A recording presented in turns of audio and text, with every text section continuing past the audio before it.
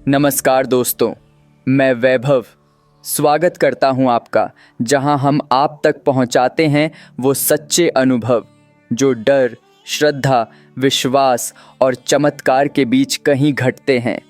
आज की कहानी एक ऐसे युवा की है जिसने 2 साल तक एक ऐसी पीड़ा झेली जिसे शब्दों में बयान करना आसान नहीं, लेकिन उस अंधेरे में भी उसे एक रोशनी मिली। बजरंगबली की शरण। ये कोई किताबों की बात नहीं, ये हकीकत है, एक सच्चा अनुभव। अगर आप भी कभी किसी ऐसी अजीब, डरावनी या चमत्कारी घटना से गुजरे हैं तो हमारी इस यात्रा का हिस्सा ज़रूर बने, क्योंकि आपके अनुभव किसी और के लिए उम्मीद बन सकते हैं। मेरा नाम सूरज दास है और मैं कोलकाता के 24 साउथ परगनास का रहने वाला हूँ। आज मैं जो कुछ भी आपके साथ साझा कर रहा हूँ वो कोई कहानी नहीं है, ये मेरी ज़िंदगी का वो सच्चा हिस्सा है जिसे याद करके आज भी मेरी रूह कांप जाती है। लेकिन इसी अनुभव ने मुझे मेरे प्रभु बजरंगबली की शरण में पहुँचा दिया। ये बात आज से लगभग 9 साल पहले की है। उस समय मेरी उम्र ज़्यादा नहीं थी, मैं पढ़ाई कर रहा था, कॉलेज की शुरुआत ही हुई थी। गर्मियों के दिन थे और वो भी मई का महीना। आमतौर पर उस वक़्त कोलकाता का मौसम बहुत भारी और उमस भरा होता है। पंखा चलाने के बावजूद पसीना आता रहता है। रात में भी नींद चैन से नहीं आती थी। उस रात भी कुछ ऐसा ही हुआ। रात के लगभग 4 बजे का समय रहा होगा। मैं अपने कमरे के अंदर एक पुराने से खाट पर लेटा हुआ था। बाहर चारों तरफ गहरी खामोशी थी। कभी कभी दूर कहीं से कुत्तों के भौंकने की आवाज़ आती थी या कोई साइकिल वाला, दूध वाला सुबह सुबह के लिए तैयार हो रहा होता था तो उसकी घंटी की आवाज़। मेरे कमरे की खिड़की खुली थी और हल्की सी हवा अंदर आ रही थी। मैं बस यूं ही खिड़की की तरफ देख रहा था, बिल्कुल चुपचाप, जैसे कोई अंदर से खाली खाली सा महसूस कर रहा हो। लेकिन उसी वक़्त अचानक से कुछ ऐसा महसूस हुआ जो आज तक भूल नहीं पाया हूँ। मुझे लगा कि कोई मेरे बगल में आकर लेट गया है, और वो सिर्फ लेटा ही नहीं बल्कि उसने मुझे ज़ोर से जकड़ लिया।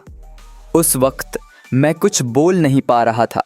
मेरी सांसें तेज़ हो गई थीं, लेकिन आवाज़ बिल्कुल नहीं निकल रही थी। मेरा गला सूख गया था और शरीर जैसे पसीने से भीग गया था। मैंने अपने पूरे होश में उस स्पर्श को महसूस किया। वो कोई भ्रम या सपना नहीं था। मुझे आज भी याद है जैसे किसी ने मेरे शरीर के चारों ओर अपने हाथ बांध लिए हों, जैसे जंजीर में कसा हो। मैं उस समय इतना डर गया था कि मेरी आंखें खुली की खुली रह गई थीं, लेकिन मैं हिल तक नहीं पा रहा था। कुछ पल बाद, शायद 1-2 मिनट, सब कुछ वैसे ही गायब हो गया जैसे कभी कुछ हुआ ही नहीं था। मैं तुरंत उठकर बैठ गया, लेकिन मेरे पूरे शरीर में जैसे जान ही नहीं थी। उस रात मैंने किसी से कुछ नहीं कहा, बस चुपचाप लेटा रहा और सुबह होते ही जैसे तैसे अपने रोज़ के कामों में लग गया। लेकिन ये बात मेरे दिल और दिमाग में अटक गई थी। मैं सोच नहीं पा रहा था कि ये क्या था, कोई बुरा सपना, कोई वहम। लेकिन नहीं, वो सब कुछ हकीकत था। वो छुअन, वो पकड़, वो डर, सब कुछ। 2 दिन बाद फिर वही घटना हुई, और इस बार पहले से भी ज़्यादा डरावनी। वो रात थोड़ी अलग थी। बारिश हो रही थी, बिजली चमक रही थी और खिड़की से टपकती हुई बूंदें मेरे कमरे के अंदर तक आ रही थीं। मैं उस दिन बहुत थका हुआ था, लेकिन नींद फिर भी नहीं आई। रात के किसी वक़्त, शायद 3 या 4 बजे, फिर से वही एहसास हुआ। कोई मेरे पास आया, लेटा और फिर से मुझे कस कर पकड़ लिया। मैं पूरी तरह से डर के मारे जड़ हो गया था। मेरा दिल बहुत ज़ोर से धड़क रहा था।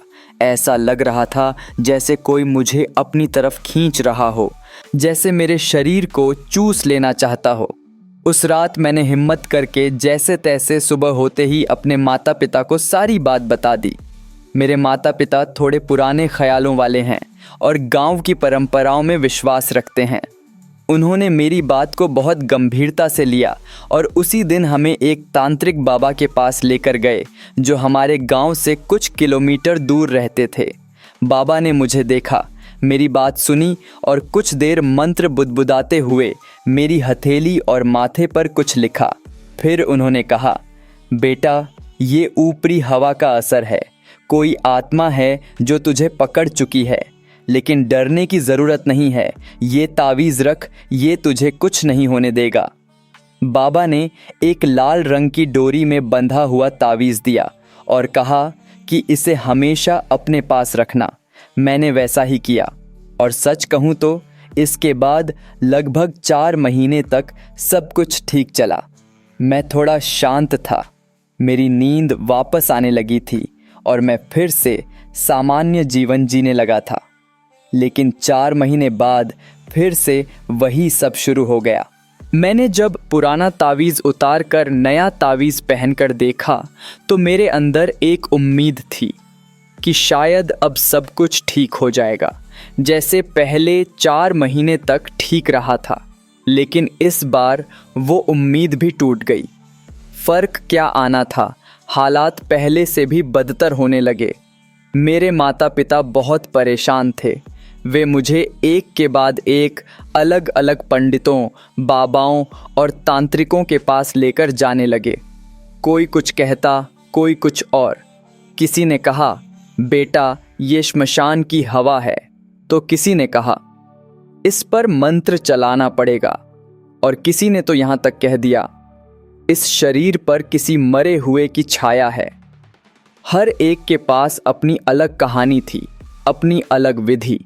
लेकिन हकीकत ये थी कि उन सभी में वो क्षमता नहीं थी कि मेरी पीड़ा को वाकई में दूर कर सकें। मेरी हालत दिन ब दिन बिगड़ती जा रही थी। अब ये तकलीफ़ हफ्ते में 1 बार नहीं बल्कि 3 से 4 बार होने लगी थी, और ये सब अचानक होता था। कभी सुबह के वक़्त तो कभी दोपहर में, और अक्सर रात के तीसरे पहर यानी करीब 3 या 4 बजे। उस ऊपरी हवा को मैं पूरी तरह से होशो हवास में महसूस करता था। ऐसा नहीं था कि मैं सो रहा होता था, मैं जग रहा होता, अपनी आँखों से सब देख रहा होता। लेकिन जब वो आता तो अचानक से मेरी सांसें रुकने लगती थीं। ऐसा लगता था कि कोई अदृश्य ताकत मेरी छाती पर बैठ जाती है। मेरा दम घुटने लगता। मेरे मुंह से कोई साफ आवाज़ नहीं निकलती, बस एक अजीब सी घुटी हुई आवाज़, जैसे कोई पानी में डूब रहा हो। मैं अंदर से चिल्लाता था, लेकिन बाहर कुछ सुनाई नहीं देता था। और ये सब तब तक चलता जब तक कोई आकर मुझे न छू ले या मेरी उस घुटी हुई आवाज़ को सुनकर कमरे में न आ जाए। मेरे घर में अब हर कोई सतर्क हो गया था। माँ रात को कई बार उठकर मेरे कमरे में आ जाती थी। पिताजी सोते सोते जाग जाया करते थे, बस इस डर से कि कहीं मुझे फिर से कुछ न हो जाए। मैं खुद को बहुत बेबस महसूस कर रहा था। मैंने अपने जीवन में कभी इतना डर और हार नहीं महसूस किया था। नींद मेरे लिए अब एक डरावना शब्द बन गया था, चाहे दिन हो या रात। मैं बिस्तर पर लेटते ही डरने लगता था। आंखें बंद करते ही मन में बस एक ही डर दौड़ता, अगर फिर से वही हो गया तो। मैं मानसिक और शारीरिक रूप से टूट चुका था। किसी ने सलाह दी कि डॉक्टर को दिखाओ, तो मैंने वो भी किया। कई डॉक्टर्स के पास गया। किसी ने कहा ये नींद से जुड़ा मामला है, किसी ने साइकोलॉजिकल ट्रीटमेंट सुझाया, दवाइयाँ दी गईं, नींद की गोलियाँ, एंटी एंजाइटी मेडिसिन्स। लेकिन सच बताऊं तो उनमें से किसी का कोई असर नहीं हुआ। मैंने इस तकलीफ़ से छुटकारा पाने के लिए हर संभव कोशिश कर ली थी। तंत्र मंत्र, पूजा पाठ, डॉक्टर, बाबा जी, सब कुछ। और इसी कोशिश में मैंने बहुत पैसे भी खर्च कर दिए थे। कई बार ऐसा लगता कि अब कुछ नहीं बचा है देने को, न पैसा, न हिम्मत, न उम्मीद। मन अब इतना थक गया था कि कभी कभी लगता था, क्या मैं ज़िंदगी भर ऐसे ही रहूँगा? मैंने कई बार देवी देवताओं से रो रो कर प्रार्थना की, मंदिर गया, लेकिन कुछ नहीं बदला। वो डर, वो प्रेत छाया, वो दम घुटने वाला एहसास, सब वैसा ही बना रहा। अब इस डर को झेलते हुए 2 साल हो गए थे। 2 साल, ये वक्त कम नहीं होता, और हर बीतता दिन मेरे विश्वास को थोड़ा और कमज़ोर करता जा रहा था। मैं हर रास्ता आजमा चुका था, लेकिन मुक्ति कहीं नहीं दिख रही थी। इन्हीं सब के बीच एक दिन मैं YouTube पर कुछ वीडियो देख रहा था, शायद राहत की तलाश में। वहाँ मुझे ऐसे कई अनुभवों के बारे में पता चला जहाँ लोगों ने हनुमान जी की शरण में जाकर इस तरह की ऊपरी बाधाओं से छुटकारा पाया था। बहुत से लोगों ने कहा था कि सिर्फ बजरंगबली ही हैं जो इन चीज़ों से सच में मुक्ति दिला सकते हैं। मुझे जैसे एक उम्मीद की किरण दिखी। उस वक़्त मेरे मन में बस एक ही भाव था, अब मुझे किसी और के पास नहीं जाना, अब मुझे बस बजरंगबली की शरण में जाना है। मैंने अगले ही दिन पास की एक दुकान से श्री हनुमान चालीसा की एक छोटी सी पुस्तक खरीदी। उसे हाथ में लेते ही मेरे मन में एक अजीब सा आत्मविश्वास आ गया था, जैसे कोई अदृश्य शक्ति मुझे अपने पास बुला रही हो। मैंने बिना देर किए उस चालीसा को पढ़ना शुरू किया, और हैरानी की बात ये थी कि मैंने केवल 2 ही दिनों में पूरी हनुमान चालीसा कंठस्थ कर ली। ना कोई ज़बरदस्ती, ना कोई दबाव, बस एक लगन, एक आस्था और एक भरोसा था जो मुझे अंदर से खींच रहा था। ऐसा लग रहा था जैसे वर्षों से किसी ने मुझे पुकारा हो, और अब मैं उस पुकार को सुन पा रहा हूँ। अब मैंने पूरी हनुमान चालीसा याद कर ली थी, तो मैंने इसे अपने रोज़मर्रा के जीवन में शामिल कर लिया। हर रात जब सब सोने की तैयारी में होते और आसमान धीरे धीरे काले साए में ढलता, जब घर की लाइटें मंद पड़ जातीं और वातावरण में एक गहरा सन्नाटा छा जाता, तब मैं अपने कमरे में शांत बैठकर श्री हनुमान चालीसा का पाठ करने लगा। ये कोई जबरन की गई पूजा नहीं थी, ये मेरे दिल की गहराइयों से निकली एक पुकार थी। जैसे कोई डूबता हुआ व्यक्ति पूरी शक्ति से किनारे की ओर तैरने की कोशिश करता है।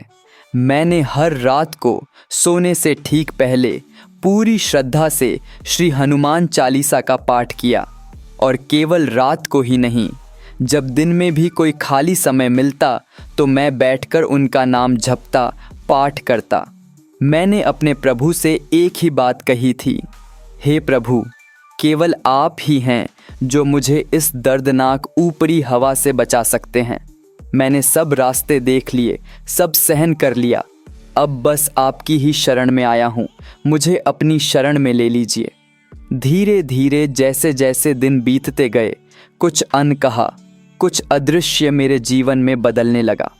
वो डर जो हर रात मेरी छाती पर बैठ जाता था, वो दम घुटने वाला एहसास, वो चीख जो अंदर फंसी रह जाती थी, सब कुछ अब जैसे पीछे हट रहा था।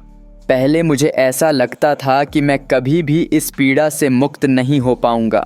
सच कहूँ तो मैं अब इस डर को अपनी किस्मत मानने लगा था, लेकिन बजरंगबली ने मेरी सोच को बदल दिया। उन्होंने मुझे रास्ता दिखाया, वो रास्ता जहाँ डर नहीं था, भरोसा था, जहाँ असहायता नहीं थी, बल्कि एक ऐसा संबल था जो अदृश्य होते हुए भी हर पल मेरे साथ था। कुछ ही दिनों में मेरी तकलीफ़ धीरे धीरे दूर होने लगी। पहले हफ्ते में वो दम घुटने वाली घटना एक बार भी नहीं हुई।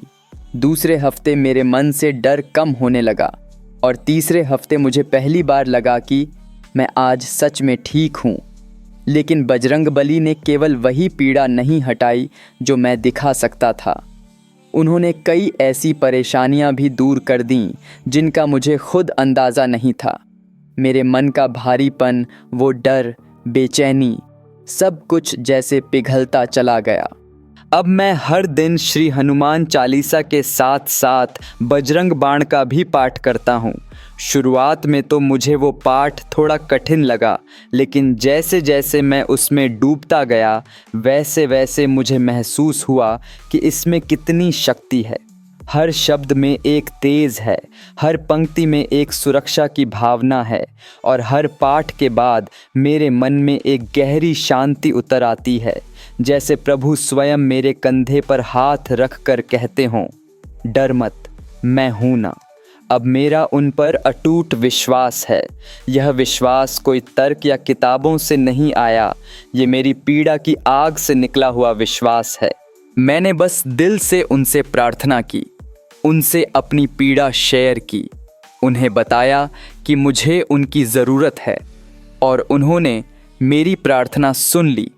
मैं यही कहूँगा आप सबसे, अगर आप किसी अनदेखी पीड़ा से जूझ रहे हैं, चाहे वो ऊपरी हवा हो, मानसिक बोझ हो या जीवन की उलझनें, तो बस एक बार सच्चे दिल से उन्हें याद करिए, उनसे बात करिए जैसे कोई बच्चा अपने पिता से करता है। आपके आंसुओं की भाषा वो समझते हैं, आपके दिल की पुकार वो सुनते हैं और एक बार जब आप उन्हें पुकार लेंगे तो यकीन मानिए वो आपको कभी अकेला नहीं छोड़ेंगे। इस पूरे अनुभव ने एक बात मुझे बहुत गहराई से समझा दी कि जब हर रास्ता बंद हो जाए, जब विज्ञान और तर्क भी जवाब दे जाएं, तब भी एक द्वार खुला रहता है, आस्था का द्वार।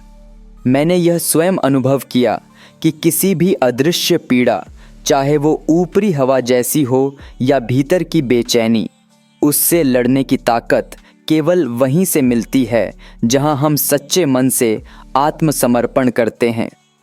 श्री हनुमान जी की शरण में जाना केवल पूजा करना नहीं था, वो मेरे लिए एक मन स्थिति की यात्रा थी, जहां मैंने हार मानने के बजाय उम्मीद को पकड़ा, डरने के बजाय सामना करना सीखा और सबसे ज़रूरी, मैंने सीखा कि श्रद्धा केवल शब्दों से नहीं, अनुभव से पैदा होती है। यह पीड़ा मुझे टूटा हुआ छोड़ सकती थी, लेकिन बजरंग बली ने मुझे संभाल लिया। अब मैं जानता हूँ, जब तक मन सच्चा है, तब तक कोई भी अंधेरा ज़्यादा वक्त तक टिक नहीं सकता।